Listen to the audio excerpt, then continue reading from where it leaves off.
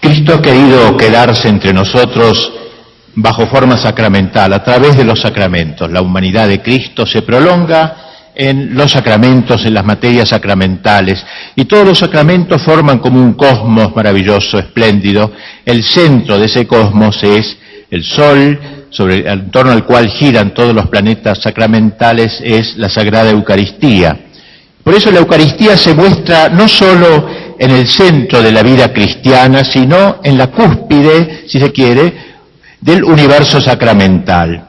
A ella se ordenan todos los demás sacramentos: el bautismo, la confirmación, la penitencia y la unción de los enfermos se ordenan a preparar la Eucaristía. Uno se bautiza para comulgar, uno se confiesa para comulgar. O sea, la Eucaristía es la culminación de esos 4 sacramentos que nombré. En cuanto al orden sagrado, el orden se ordena la Eucaristía para hacerla posible, ya que si no hubiera sacerdocio no habría Eucaristía. Y finalmente el matrimonio simboliza la Eucaristía, se ordena la Eucaristía simbolizándola, ya que en la Eucaristía se produce un sacramento nupcial, que es la unión entre Cristo y el que comulga, a ejemplo del matrimonio. Así que todos los sacramentos se ordenan o a preparar, o a consagrar, o a figurar, simbolizar la Eucaristía. Eso muestra ya la grandeza de este sacramento, que está en el centro del cosmos sacramental, o si se quiere, en la cúspide hacia la cual todos ellos se dirigen. Probablemente fue Santo Tomás quien, uno de los que mejor ha penetrado en la hondura teológica de este sacramento. Vamos a tratar de presentar sencillamente su pensamiento en esta conferencia. Refiriéndose a los sacramentos en general todavía, enseña el doctor Angélico: el sacramento es ante todo un signo rememorativo de aquello que lo precede, es decir, de la pasión de Cristo. Rememorativo, una mirada hacia atrás a la pasión de Cristo. Es un signo demostrativo de aquello que se realiza en nosotros por medio de la pasión de Cristo, es decir, de la gracia. Y es finalmente un signo profético, preanunciativo de la gloria futura.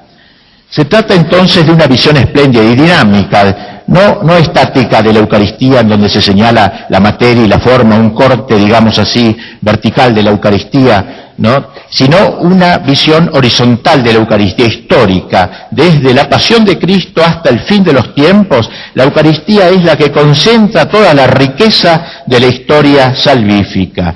Se trata así de una visión dinámica de los sacramentos. Cada uno de ellos mira al pasado, a la pasión de Cristo, toma de allí su eficacia para pasarla al presente, en la gracia, mediante un acrecentamiento de la gracia, y se proyecta hacia el futuro, preparando nuestro triunfo final en el cielo. Visión, pues, dinámica, gloriosa, de movimiento, de vida, de fuerza.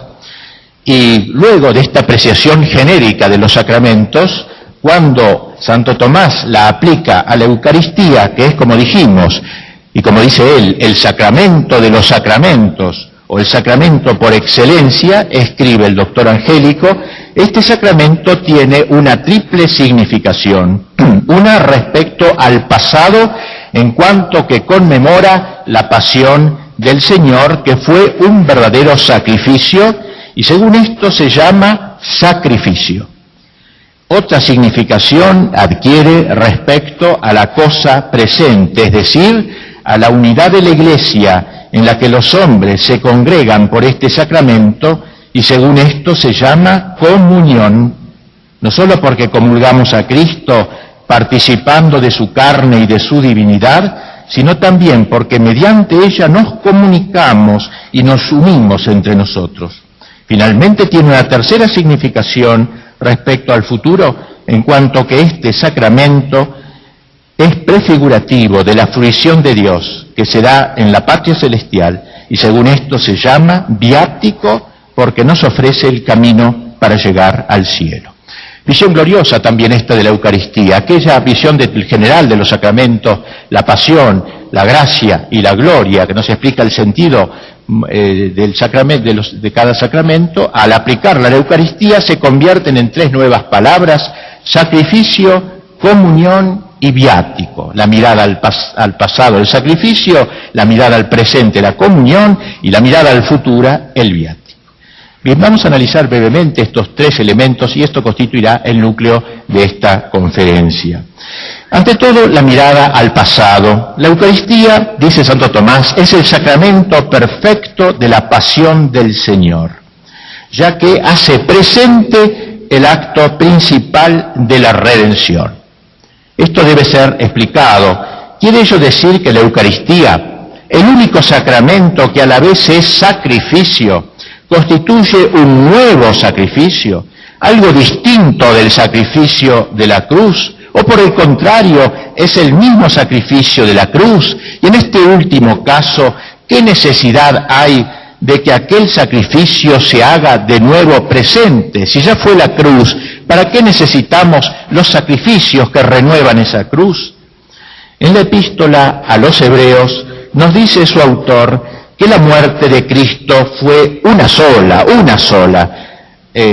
habiendo acontecido, como dice el autor, de una vez para siempre. La palabrita griega que usa es ephapax, que significa de una vez por todas. O sea, Cristo murió una sola vez y no muere más, ahora resucitado. Sin embargo, nuestra fe nos enseña que esa muerte se representa, presenta, es decir, se vuelve a presentar, se vuelve a hacer presente en cada hora de la misa.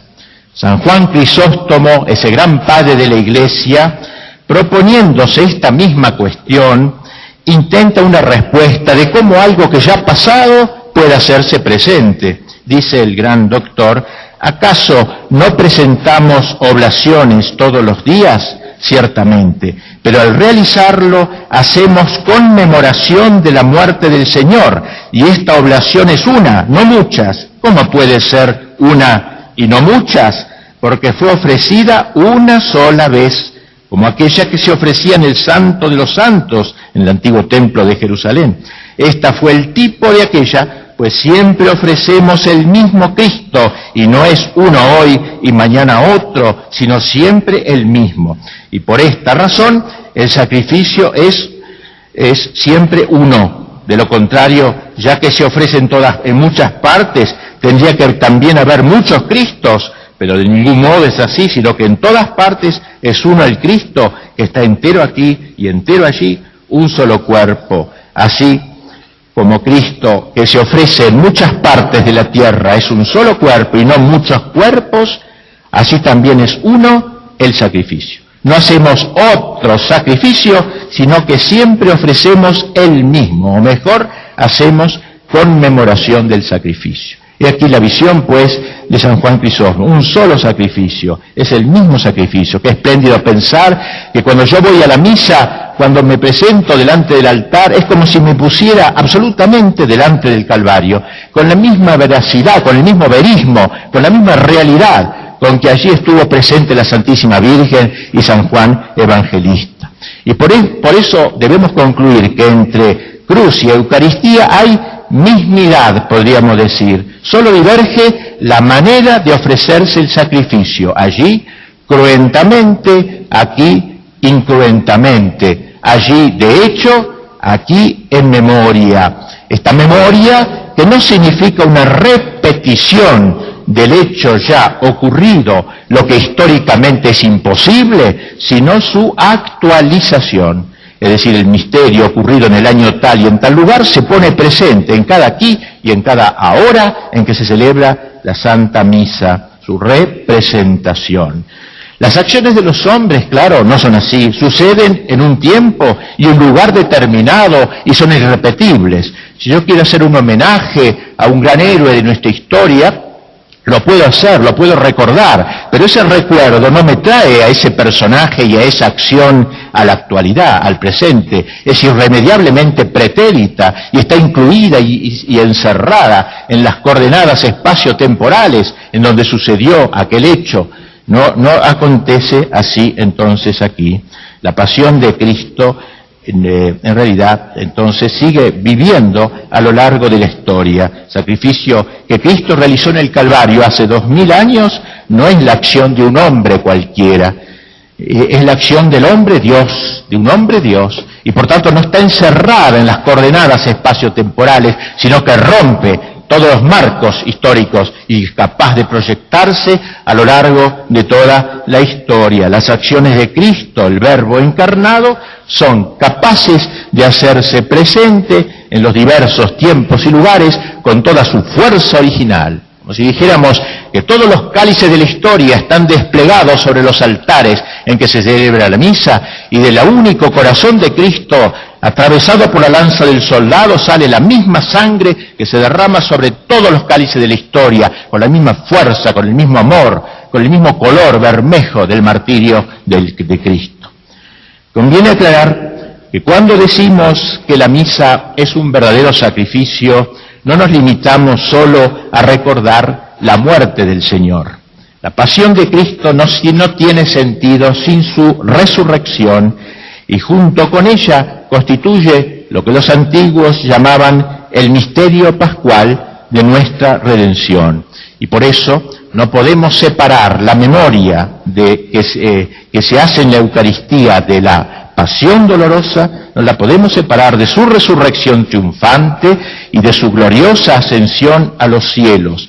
La Eucaristía es sin duda participación en la pasión, pero es una pasión ya glorificada. La muerte como muerte no puede ser celebrada en el sacrificio eucarístico porque es algo negativo. La muerte, incluso si se la considera como acto salvífico, puede ser celebrada cuando se convierte en misterio, cuando tiene significación redentora, y esto es lo que le agrega la resurrección, en la que se manifiesta la aceptación del sacrificio de Cristo por parte del Padre. Es como la cara gloriosa del misterio pascual. La Eucaristía, pues, en su mirada al pasado, renueva todo el misterio pascual de Cristo, su cara dolorosa y su cara gloriosa.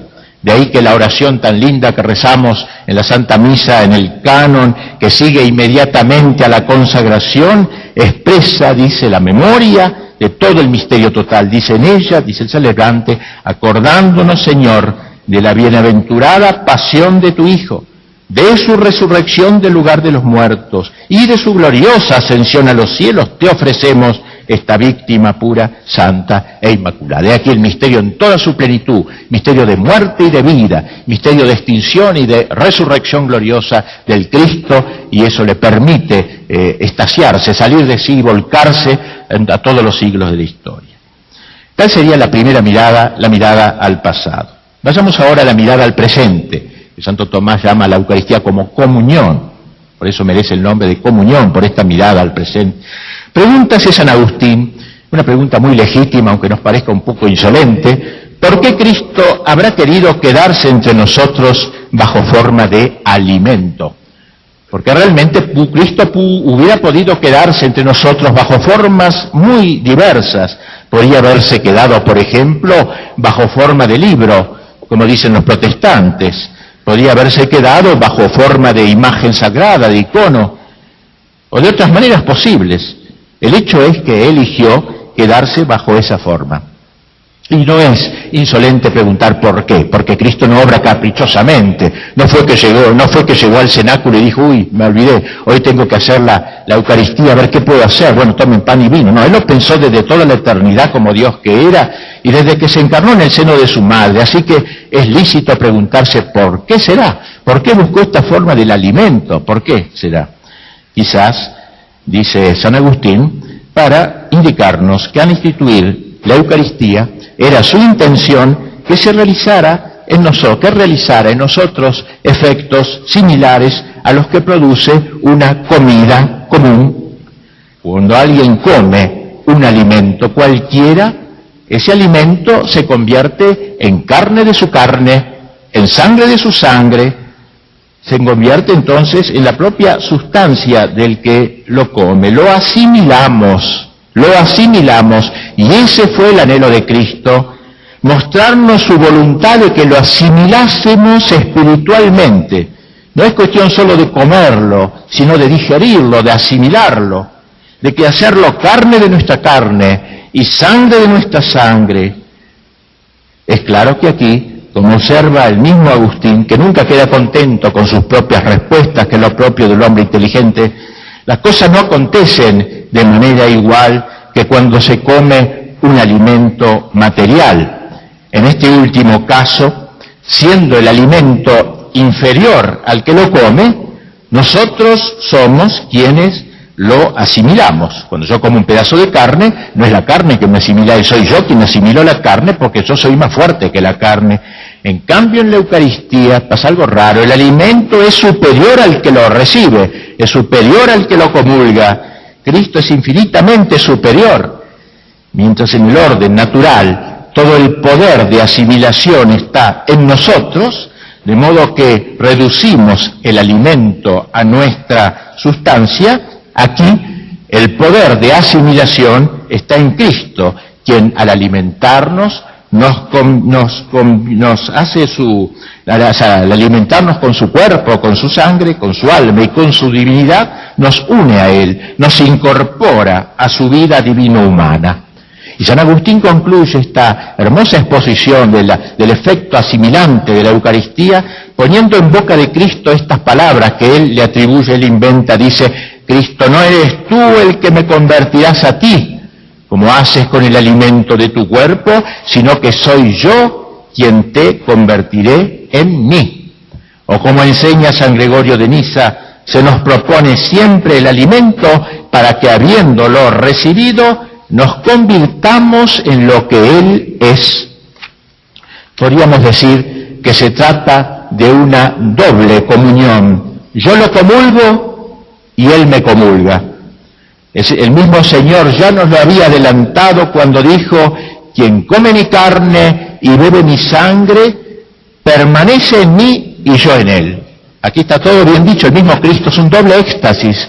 Éxtasis significa salir de sí. Hay un doble éxtasis. Cristo sale de sí para entrar en mí y yo salgo de mí para entrar en él. En el libro del Génesis leemos: dejará el hombre a su padre y a su madre y se unirá con su mujer y serán dos en una sola carne. Pues bien, el hombre por excelencia, el hombre nuevo, el hombre divino, Jesucristo, deja a su Padre que está en el cielo y a su madre, la sinagoga, que habiéndolo engendrado en la carne es justamente llamada su madre, los deja para unirse con su esposa, con su iglesia, a la que se da por las bodas de la cruz y además por la Eucaristía a cada alma que vive en la iglesia, a cada microiglesia que somos nosotros, y serán dos en una sola carne. Por eso Santo Tomás gustaba comparar este sacramento con el matrimonio. Así como en este último sacramento el hombre y la mujer se hacen una sola cosa, se hacen una carne, así en la Eucaristía Cristo, que hace las veces del esposo, se convierte en una cosa con el que lo recibe, con el alma que es su esposa. Y por este carácter esponsalicio, decía Santo Tomás, que la Eucaristía recibe el nombre de comunión, común unión con Cristo, con el que nos hacemos una misma cosa. Pero este aspecto unitivo de la Eucaristía no concluye en la unión de cada alma con Cristo, sino que tiene una necesaria derivación a la unión con la Iglesia, con nuestros hermanos en la fe, a través del Cristo eucarístico.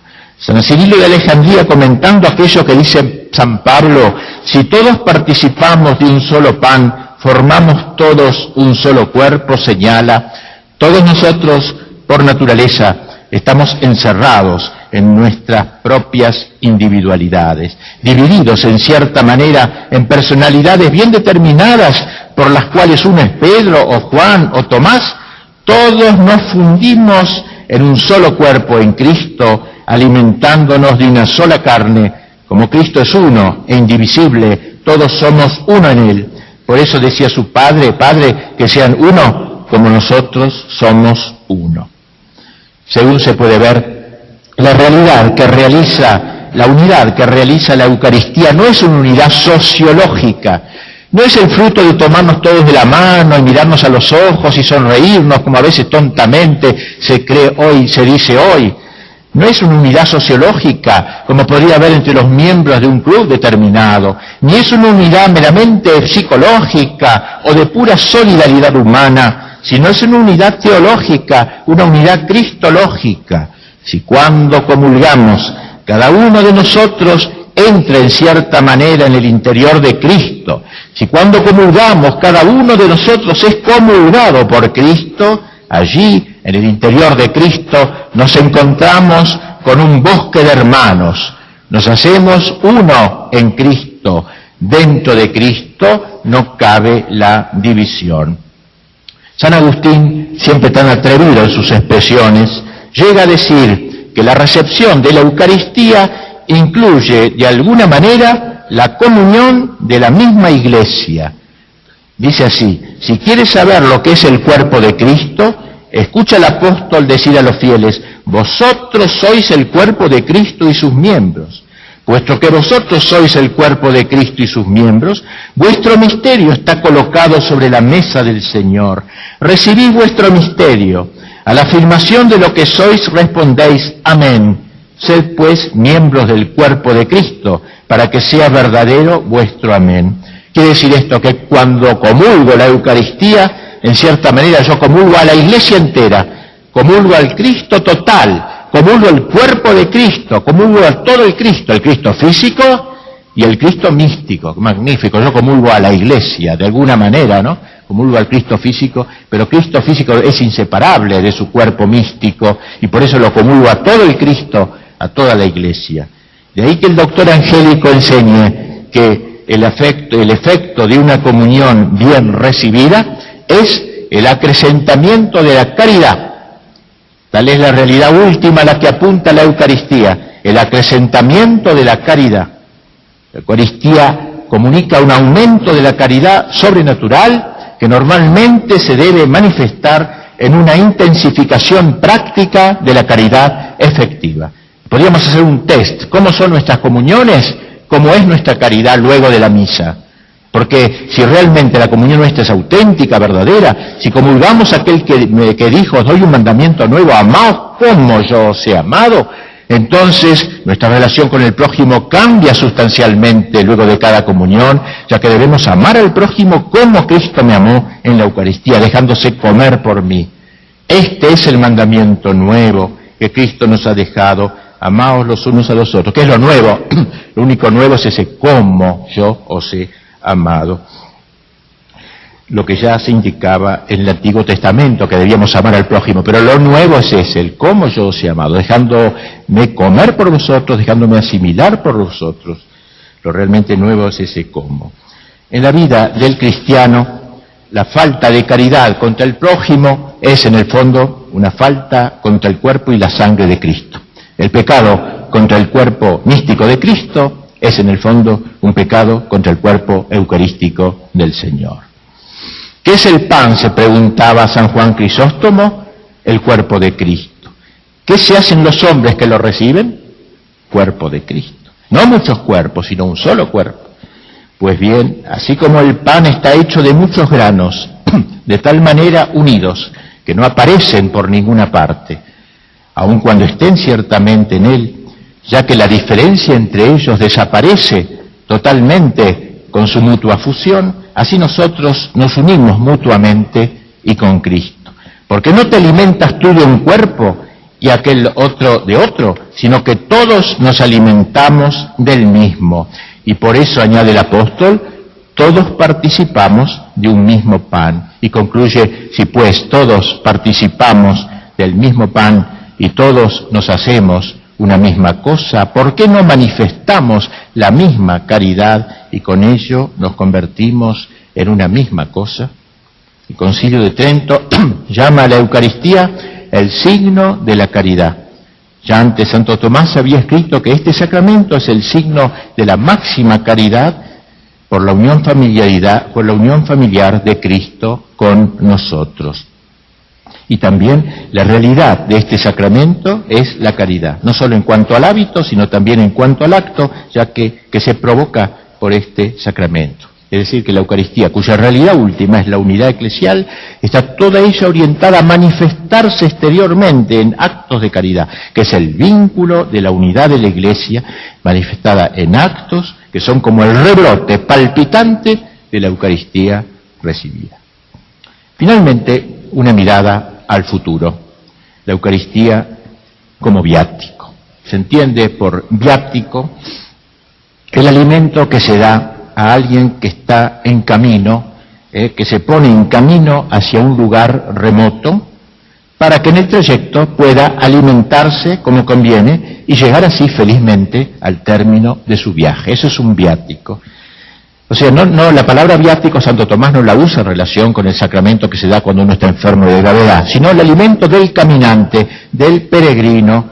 Viático fue el maná que los miembros del pueblo elegido recibieron de lo alto para que pudieran atravesar el penoso desierto lleno de escorpiones y de serpientes y arribar así incólumes a la tierra prometida. Y por eso el Señor quiso comparar la Eucaristía con el maná, una de las figuras predilectas de nuestro sacramento.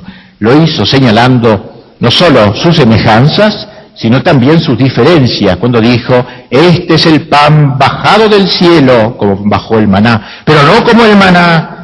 No como el maná, esto es semejante, bajaron ambos del cielo, pero no como el maná, no como el que comieron vuestros padres y murieron. El que come de este pan vivirá eternamente. La catequesis eucarística se encuentra desarrollada en el capítulo 6 del Evangelio de San Juan. La Eucaristía pues es viático, es el nuevo alimento para el largo viaje por el desierto de esta vida, valle de lágrimas, en dirección a la tierra prometida que emana la leche y la miel de la visión beatífica. La Eucaristía construye la Iglesia en estado de tránsito de este mundo al Padre, la Iglesia peregrina, y por eso su mejor figura es el maná, el pan del Éxodo. La lluvia del maná dejó de caer cuando el pueblo elegido entró en la tierra prometida, donde los caminantes tuvieron acceso a los productos de la tierra. La Eucaristía por eso deberá renovarse hasta que vuelva el Señor. En el cielo ya no habrá Eucaristía, allí desaparecerá toda la economía sacramental. Habrá comunión, sí, pero como unión, es decir, habrá unión con Dios, pero no será a través de los velos sacramentales, de los accidentes del pan y del vino. Habrá una comunión directa, sin intermediación alguna, de manera semejante al modo como comulgan los ángeles y los santos.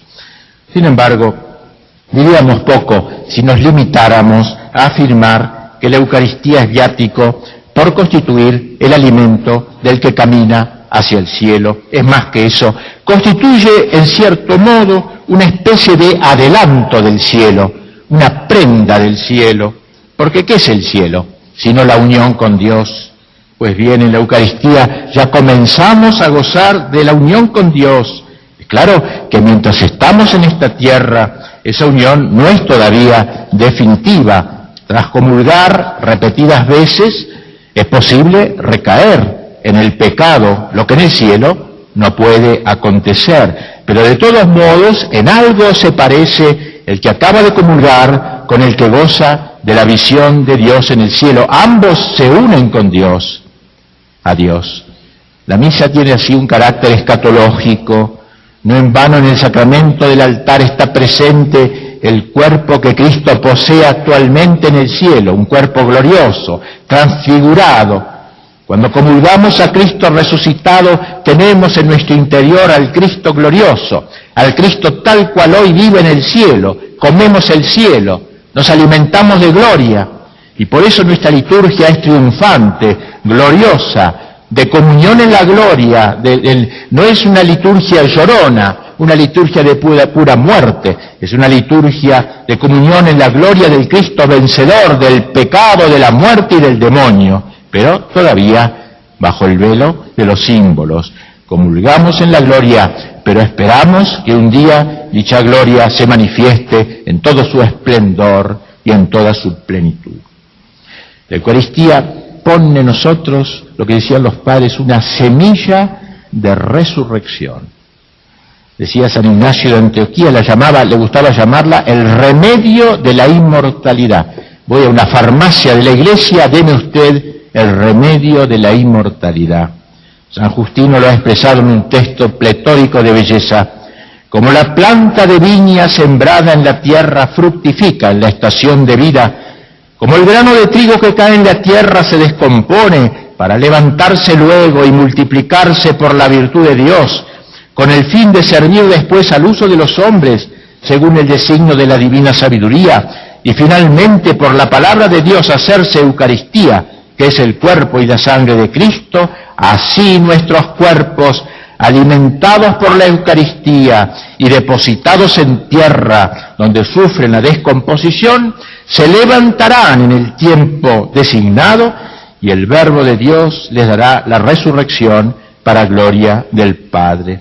Padres de la Iglesia se deleitaban contraponiendo el alimento mortífero que habían comido pecaminosamente nuestros primeros padres en el paraíso y este contraveneno, este remedio de inmortalidad salvífico de la Eucaristía. Como decía Gregorio de Niza, así como envolvemos la chispa en paja para conservar el incendio, del mismo modo, mediante su carne, nuestro Señor Jesucristo nos ha injertado su vida y ha depositado en nosotros una semilla de inmortalidad que destruye cuanto de corruptible hay en nosotros.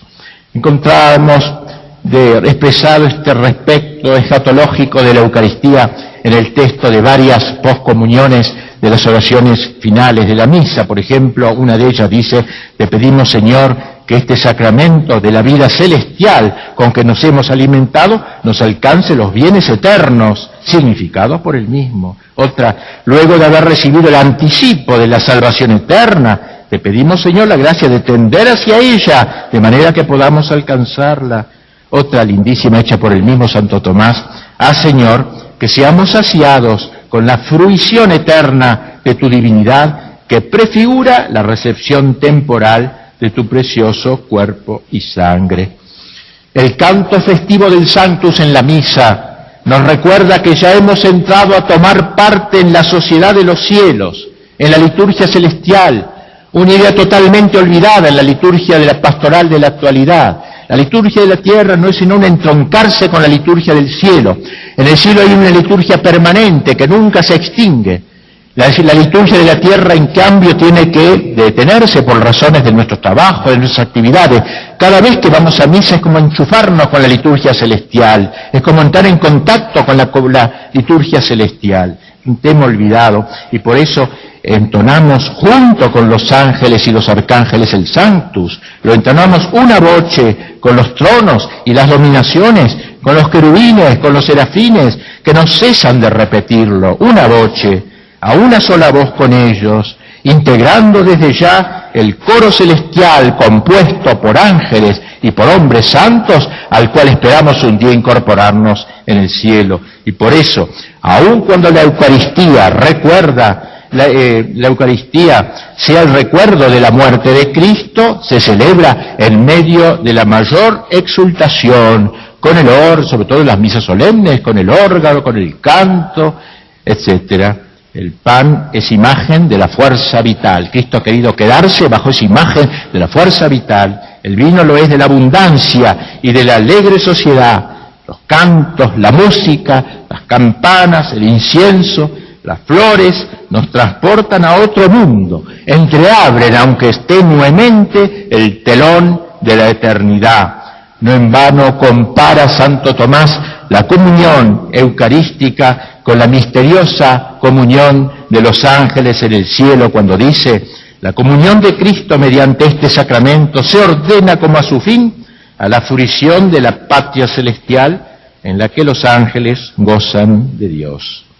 Y aquí las tres miradas de la Santa Misa: al pasado, al presente y al futuro. Al pasado como sacrificio que es, al presente como comunión que es, al futuro como viático que es.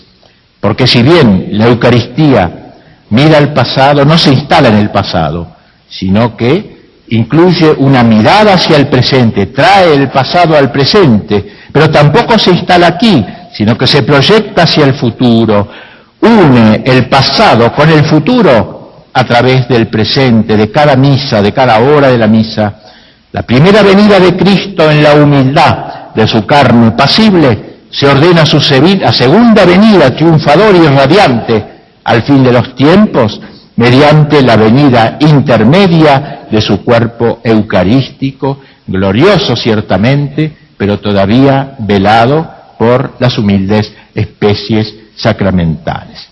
Este juego complejo pero esplendoroso encuentra su expresión más cabal en una frase feliz del doctor Angélico que incluyó en la liturgia de Corpus Christi, a quien hemos, el doctor Angélico, seguido tan de cerca en la presente disertación, frase que en su pluma es oración, ya que era un teólogo santo, un teólogo que teologizaba de rodillas.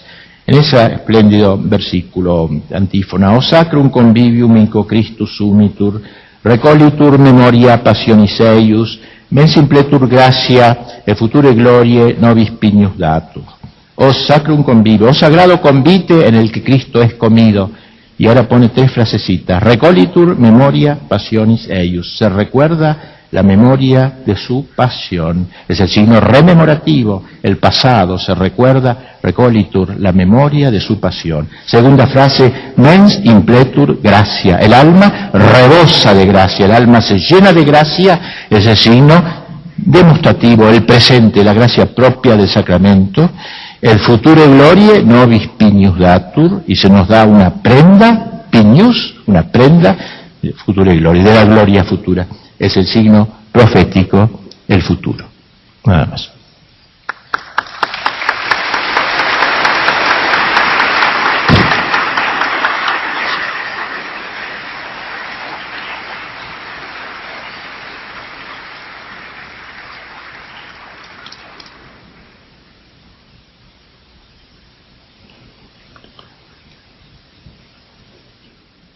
Bien, a continuación me voy a permitir dar lectura a la relatoría de esta primera conferencia expuesta por el reverendo padre Alfredo Sáenz, cuyo título es El sacramento de la Eucaristía.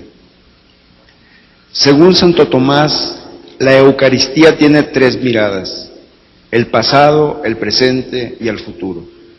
Al pasado, ante todo, ya que conmemora la pasión de Cristo, y por eso se llama sacrificio.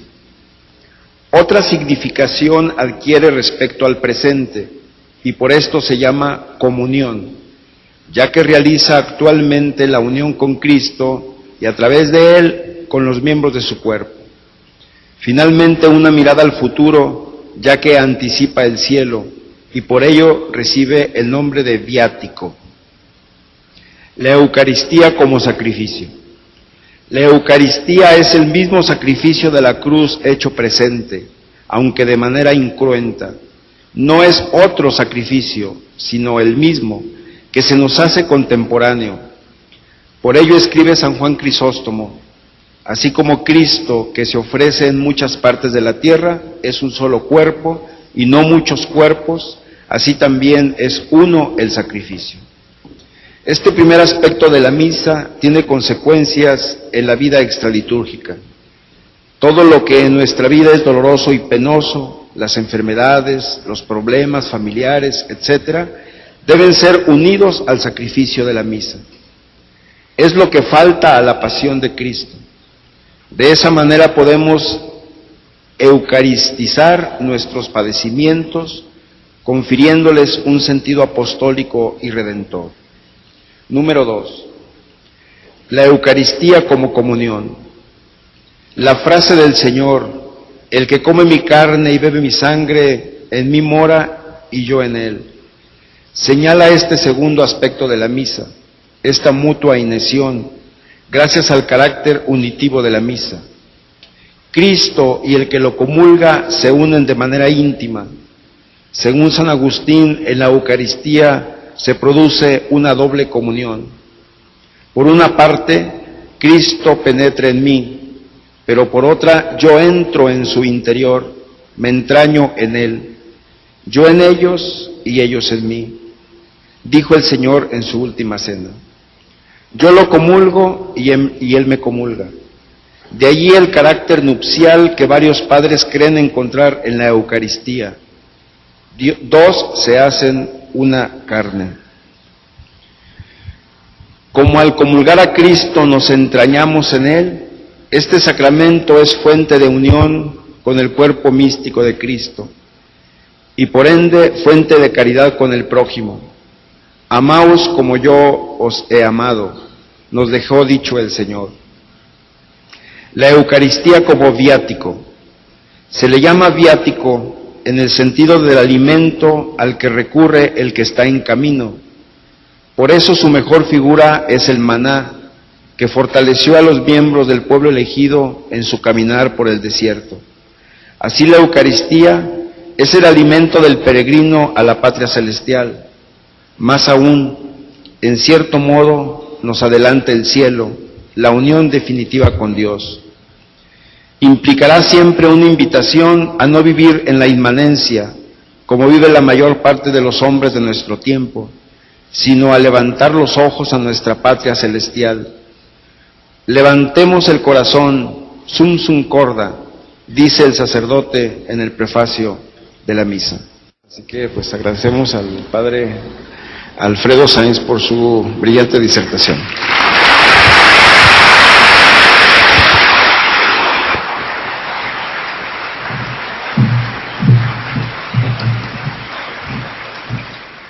La Universidad Autónoma de Guadalajara y la Federación de Estudiantes de Jalisco otorgan el presente reconocimiento al Reverendo Padre Alfredo Sáenz por su valiosa participación en el Foro Internacional Fe y Ciencia, Sagrada Eucaristía y Virgen María, celebrado del 8 al 10 de octubre del 2004, Guadalajara, Jalisco, Ciencia y Libertad.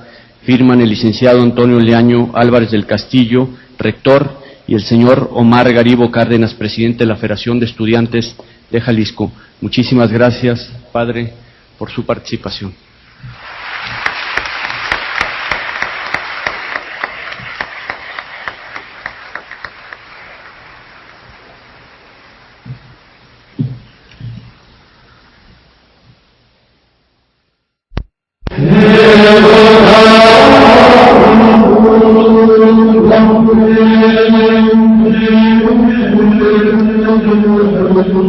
Thank you.